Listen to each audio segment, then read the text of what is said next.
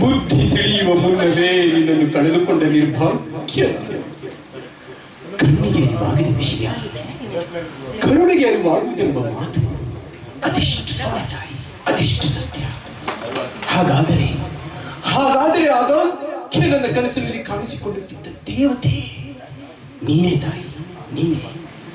ಈ ನಿನ್ನ ಮಗನ ಮೇಲೆ ಅದೆಷ್ಟೊಂದು ಭರವಸೆ ತಾಯಿ, ಅದೆಷ್ಟೊಂದು ಭರವಸೆ. ಭೂಮಿ ಆಕಾಶಗಳೇ ಸಿಡಿದೆದ್ದು ಹಾಗೆಯಾಗಲಿ.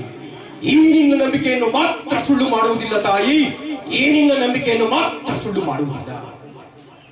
ಪಲ್ಲವೇಶ್ವರ ಪಲ್ಲವ ರಾಜ್ಯವನ್ನು ಎಲ್ಲೆಲ್ಲೂ ವಿಸ್ತರಿಸಬೇಕೆಂಬ ದುರಾಲೋಚನೆಯಿಂದ ರಾಜ ಚಂದ್ರವರ್ಮನನ್ನು ಮೋಸದಿಂದ ಕೊಲ್ಲಿಸಿದವರಾರು.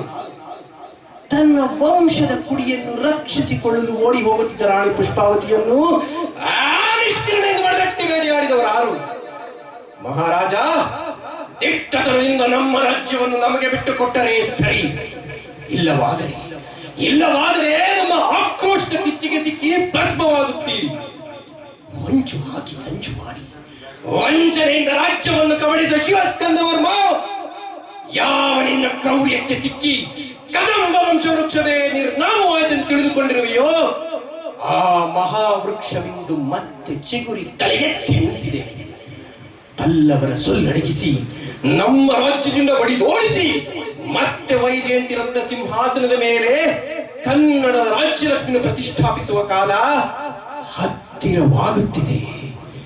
ಕನ್ನಡಿಗರ ಧರ್ಮ, ಕನ್ನಡಿಗರ ಪೌರುಷ, ಕನ್ನಡಿಗರ ಸಾಹಸ, ಕನ್ನಡಿಗರ ಸ್ವಾಭಿಮಾನ ಆಚಂದ್ರಾರ್ಥವಾಗಿ ನಿಲ್ಲುವಂತಿದೆಯೇ ಹೊರತು ನಿಮ್ಮಂತ ಕೋಟಿ ಪಲ್ಲವರ ದಾಳಿಗೆ ಅಳಿಯಕೂಡದು ಎಂಬ ಪ್ರತ್ಯಕ್ಷ ಸಾಕ್ಷಿಯನ್ನು ಪ್ರಮಾಣಿಸಿ ತೋರಿಸುತ್ತೇನೆ.